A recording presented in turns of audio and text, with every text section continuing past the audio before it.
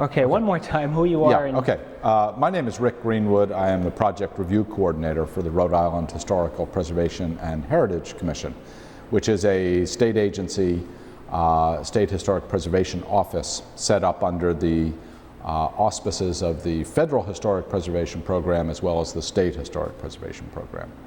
And my job is largely involved with the review of various publicly funded projects as they might affect historic properties of all kinds.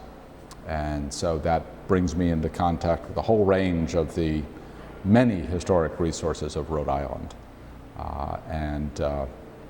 In my line of work, we work very hard both to protect things from inappropriate actions, but also to work with organizations that want to preserve and maintain their historic properties.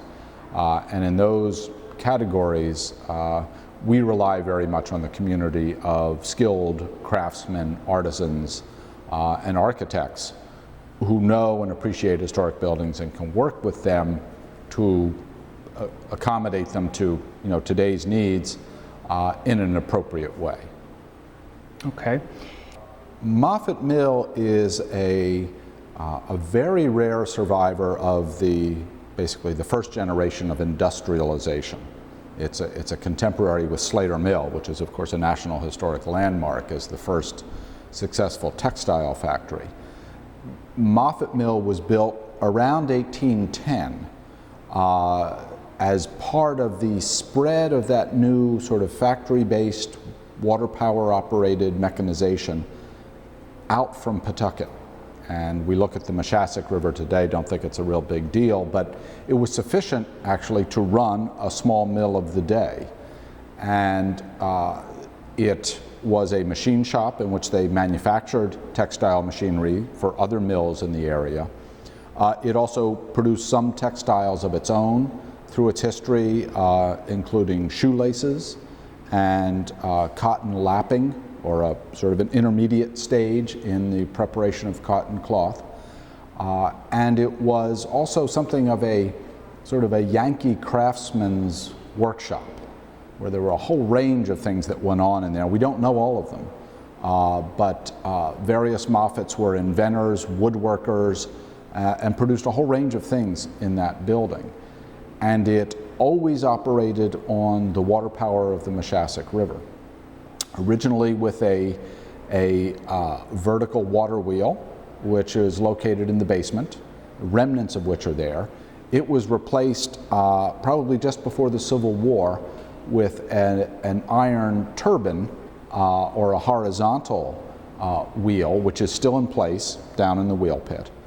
And early in the 20th century, they actually added a electrical generator so that they could generate not just the mechanical power to run the machines, but also electric power to light the mill. And the greatest thing about Moffett Mill is, one, that it survives, and two, that when it shut down, when the last Moffett stopped working there, he basically closed the door and locked it and walked away. And what, do you know when that was? That was, we think, in the 1920s. But by 1930, it looked pretty much the way it does now, the photographs that were taken at that time. And it seems to have been pretty well inactive at that point.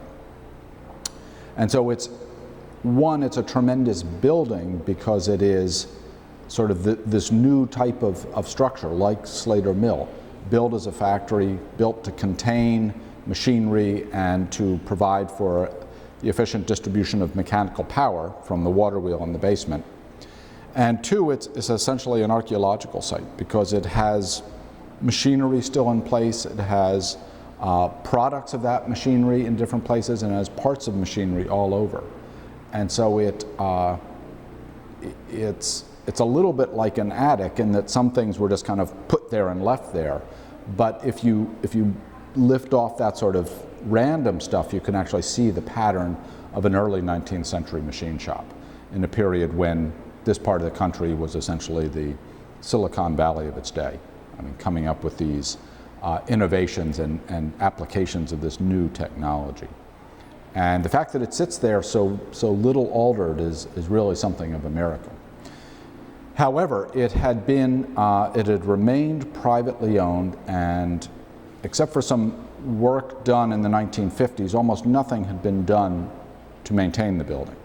And being a building that sits over a river with foundations that are essentially in the river, a lot of moisture, there was insect infestation inside, there was plaster starting to fail, and various aspects of its outside skin and the sills were starting to fail. And we were fortunate enough that the owner of the property chose to donate it to the town, and the town was willing to accept it. The town of Lincoln had sort of come to the realization that it had an important role to play in terms of preserving the rural character of Great Road, which is really, in some ways, the heart of Lincoln. And so they acquired title, they accepted the gift of the mill, and that fortuitously happened at the same time that the Federal Highway Administration had made possible what they call enhancement grants, in which federal highway money could be made available for things other than just pure road building, and in effect could be used to both mitigate the effects of road expansion in the 20th century and also to enhance the roadside environment and properties associated with the historic aspects of transportation in the country. And the Moffett Mill, being as it is right on a state road and is closely associated with the transportation history of Great Road, which was the first highway, if you will, in northern Rhode Island, it qualified for an enhancement grant that then went into beginning the restoration process for the building. The Blackstone River Valley National Heritage Corridor Commission also participated and also provided funding to assist in treating this as a historic site, with the goal being to get it accessible to the public and interpret the very important stories that this building could tell about the early industrial revolution in the Blackstone Valley. And it was at that point that we needed basically those skilled artisans, skilled architects to come in and look at the building, decide what needed to be done, and then figure out an appropriate way to do it. And we had the benefit of having Lombard Posey as the architect to work on the building, and we were fortunate to have Steve Tyson and his company come in and actually do the work of restoring the building. And it was a very much a sort of a consulting process, because we weren't always sure what we were going to find as we peeled back. And in some cases things were better than we thought, in some cases they were worse. But Roberta Randall, one of our architects here at the Preservation Commission, worked very, very closely with Lombard Posey and then with Steve and his crew when they actually started to work on the property. And we were able to do things beyond just sort of the essentials of replacing what needed to be replaced and putting back what was coming loose. We were able to restore one of the original windows that had been documented in earlier photographs but taken out in the 1950s when they were just kind of buttoning the building up. So one of those windows, if you go out and look at it, you can sort of guess which one is actually a reproduction of something that's was not there when the project started. And one of the things that made it tricky is that the building isn't what we would consider today a real user-friendly building in terms of handicapped access and all of that. And so we had to work with the limitations of the building, because ultimately we want this to be open as an interpretive site. And so we had to consider the various ways of doing that, and that was also something that just required input from all members of the team, from the Department of Transportation engineers who were working on this, through our architects, the consulting architects, and then of course it was Steve and his group that had to implement it. And there were a lot of things that basically we had to sort out, like the new siding. There's new siding on the building. Well, how do you take new siding and put it next to siding that's nearly 200 years old and was never painted, as far as we can tell? That's sort of a challenge. Usually we paint things and you can cover up the new material pretty well. So we had to come up with ways to try and soften the effect of adding new material while not fooling people that everything was equally old and still having a tight skin. So there were a lot of those little details that had to be worked out, and it was just a great cooperative effort. And Steve's team was really at the center of it. Yeah, it's amazing when you think about projects like that. It's such a collaborative effort. If someone asks you, well, I don't care. It looks nice, but right. Why should we care? Yeah. And why isn't a care? reproduction just as good as an original, and maybe even better? Well, it's an interesting question. I mean, a lot of us are just born that way. Old house soul. Yeah, right. That there is something about the historical house or the historical site that speaks to us, and I think that is just one of those things that's inherent in our natures. That sort of something that goes beyond an intellectual understanding of something to actually being an appreciation, almost an aesthetic appreciation, much like appreciating art. That it speaks to you in a way that isn't necessarily verbal or rational.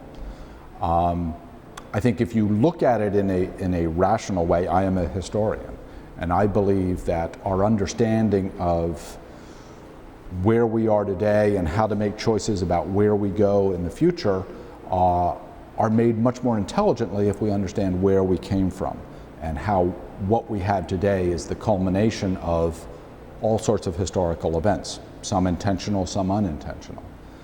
And so I think that's very important. I'm also a person who very much believes that the environment in which we live and spend our time has a real influence on us individually and as a society.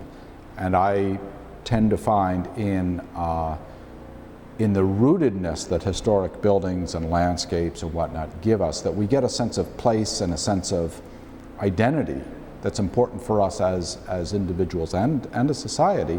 It's really very important. And if you strip that away and replace it with something wholly new that gets renewed every so often, you've sacrificed a great deal about what makes places and peoples distinctive and what allows them to appreciate the uniqueness of every place. And so there are a lot of both sort of strong intellectual reasons why I'm interested in this. Some maybe more sociological or behavioral in terms of the importance of the environment. And some of them are really aesthetic and personal in that kind of way. That stuff really speaks to me. And not that I don't like modern architecture, for example. I don't see this hard dichotomy between they did it right then and we can't come close now unless we imitate it. I don't believe that. I think you can have good modern environments and buildings and all those things. That actually brings up another question. In Providence, I know there's been a debate over the years. I remember reading about this some 6 or 7 years ago, and I think that they're talking about it again. The idea that there seems to be a code in Providence that dictates that when you put a building up, it needs to look like an old building. Right. Yes. As opposed to being, and that's a debate. Should it be that way? Do we need to do that in order to maintain the character of the city? I don't know. What is your feeling about that? Well, that I think the sort of the terminology that is except on the outside. And so I think a good modern designer can be context sensitive without adopting a Georgian style or a pseudo-Victorian style. And it really has to do with being sensitive to what's around and this idea of massing and respecting the flow of a street or a block. But it's more difficult to do that. It is more difficult, that's right. And it's actually very simple, relatively simple, I'll say, to basically copy the styles and just make it look like those other ones, but maybe, you know, strip it down a little bit or redo the ornament. And, you know, I don't think there's necessarily anything wrong with that, but one shouldn't feel that you have to do that, I guess is my thought. Now, there are going to be certain parts of the city that, because they are, in a sense, intact pieces of 19th or early 20th century Providence, that a new building is going to have a very hard time fitting in. And perhaps those are places where you treat them a little bit differently from other areas where the blocks are more heterogeneous. And so I think citing, you know, what site you're talking about in this context-sensitive approach requires different approaches, which kind of makes sense. That's what context-sensitive is. If your context is different, you know, if it's a fairly uniform and specific context, then breaking out of that is going to appear that much more jarring. Whereas there are going to be other settings where there's room for different styles to stand side by side and stand as representatives of their time and place, which I think is important. Cities evolve, and that's, you know, there are lots of historical styles, but when they were built, they were all new. And they were all different. Many of them were different radically from what came before them. And now we look at them and say, oh, that's old and comfortable, but it wasn't when it was built.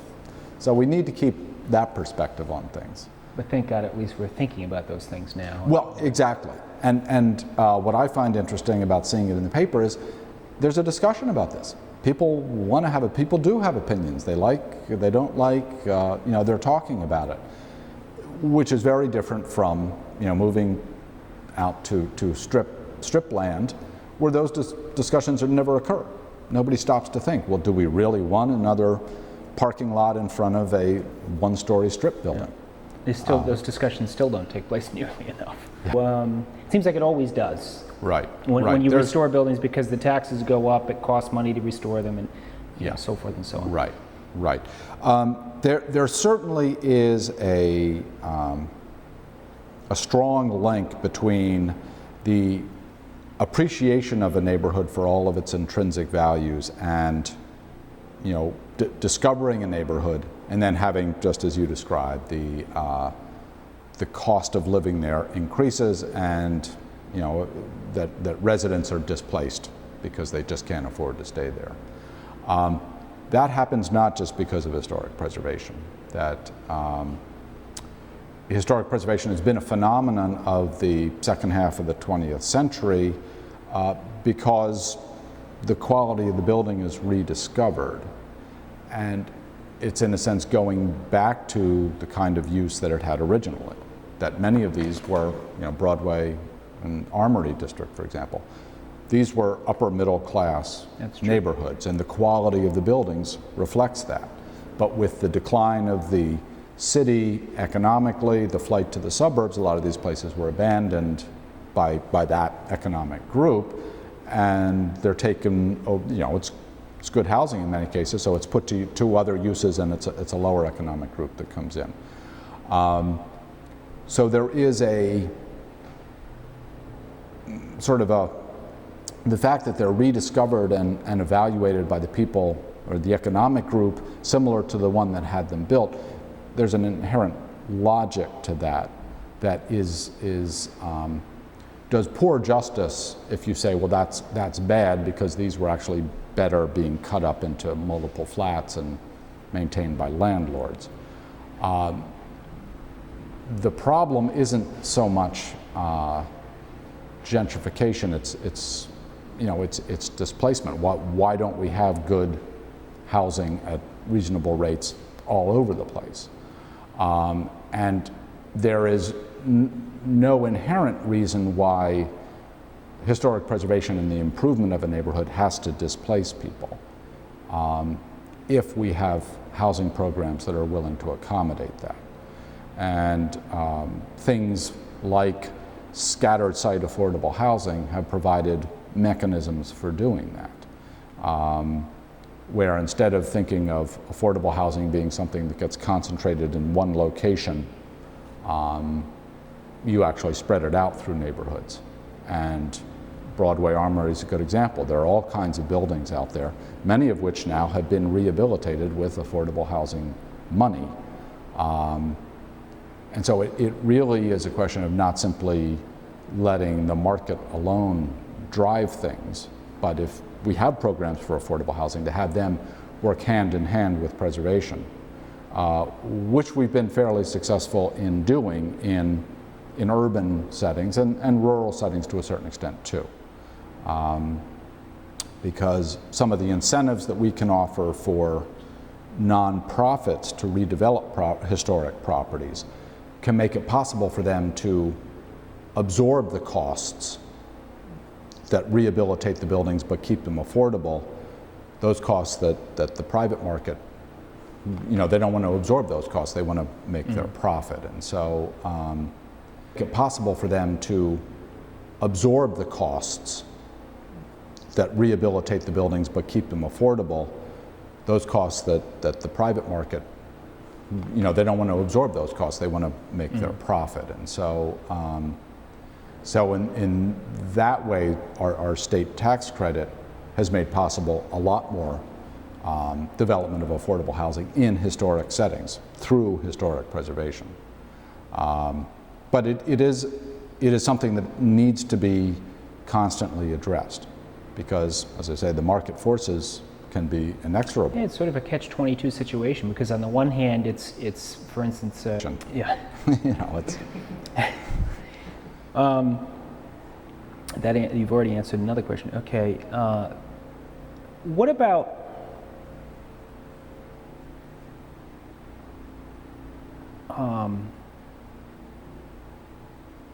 we were thinking that we'd shown this film clip to quite a few people, and some people have commented on the fact that this is just a short clip, but we're all positive about preservation, but there's a counterpoint out there that we haven't looked at all. But we don't even really know who to talk to about that. Is there a counterpoint? Are there people out there that say this is a bunch of phooey? We don't, it just adds to the cost of construction. It limits my rights as a citizen. It's an esoteric and only benefits a handful of people. There must be people out there that believe this, and if so, do you know anything about them? And can you introduce us? No. Yeah, right. Well, the town of Barrington considered historic district zoning a number of years ago, and I attended a couple of the hearings on that, and there were both people who were actively considering historic district zoning but not sure. There were people who were adamantly against it, and there were people who were convinced it was a great idea. And so, what were their positions? The people who were adamantly against it basically saw it as sort of a property rights issue, that you were relinquishing the ability to do what you wanted with your property to a group of people who just got themselves appointed to a board and then were free to make whatever kind of frivolous decisions they chose to make. And so that is one group, that they just see this as a real encroachment on their liberty. There are people who do not, in a similar vein, but maybe not so philosophically inclined, they don't want to lose the ability to change their property as they might like. They love their house, but gosh, what if we have another kid? Or what if my mother-in-law needs to move in? I want to be able to do things to the house. And I want to replace the windows. And I want to do, that front porch really would be better if it were enclosed. And they like their house, but they're not really willing to treat it as something that really can't be touched. And they're concerned about historic district zoning. And then there are people who say, well, I can live with that. Historic district commissions can be reasonable. There's nothing, they don't have to be draconian. We still live in a democracy, and we can help direct our town as to how we think our various regulations should be imposed. And besides, we love our house, we love our neighborhood, and we don't want to let people come in and ruin it. And so we're willing to sacrifice our measure of liberty so that other people do too. And that of course, is when you have a majority of those people, that's when historic district zoning works. But looking around the state, the majority of the state doesn't feel that way. They think that, gee, maybe it's for some place special like Benefit Street or downtown Wickford. Those places are really special. They should have historic district zoning, and we like it that they do. But this is just an ordinary neighborhood. We don't think we need it here. And that's kind of the range. You will have people who argue that it is an economic challenge as well. That in order to comply with the fact that you've got to have reproduction wood windows if you want to change your windows and all those things, that there is you can't put vinyl siding on, which means you're going to be painting every so many years, that those are all economic decisions. And so it is not something that they feel they can afford. And I would say in the case of, say, Central Falls, which had historic district zoning for a period, that was one of the strongest arguments that convinced them to stop it. Eliminate it. Yeah, that it just put too many demands on the residents that they felt they couldn't meet. And so there are a variety of historic district zoning, at least that aspect of historic preservation, is really works when you've got a community that really is convinced that they've got a resource and they're willing to make that sacrifice. You can't impose it. It just will not work. Where there is a lot of money, oftentimes get destroyed because Right. people have too much money, they don't know what to do with it. So they're Right. tearing down houses or putting up Right. additions or... Yeah, and sort of the giantism that has afflicted, modern American society in terms of cars and serving sizes. Houses is one of the biggest examples, that a house that was perfectly adequate 30 years ago is now seen as too small. And the tear down phenomenon is one that was actually the main thing that got this community in Barrington, or neighborhood in Barrington, the Drownville, Alfred Drown Road area, concerned, because little bungalows were being torn down for large houses. And you're right, if the property isn't seen, the neighborhood isn't seen attractive enough for outside investors to come in and invest in, and the residents are not inclined to invest a whole lot in their properties, then you've got preservation, in a sense. One of the concepts that's been pursued in some places are neighborhood conservation districts, in which the character of the neighborhood is sort of inventoried, and then changes or new development has to meet sort of a certain set of parameters. And it doesn't say no change can occur, and it doesn't get into what color do you paint your house or what kind of windows do you have, but more of the, gee, I'm tearing off my front porch and I'm going to cement everything around it, or I'm going to pop top and put 2 stories on top of my house. Those sort of really character altering changes are controlled, but the smaller stuff is not. I think Cambridge is one of the neighborhoods that has that. Of course, some people regard Cambridge as the most communistic Cambridge, Mass. Yeah, they call it the Socialist Republic. Socialist Republic of Cambridge, right. But they found that works for them. And it doesn't get into what some people would say the nitpicking of historic district zoning, but does sort of rein in untrammeled modification of properties. Do we have time for one more question on that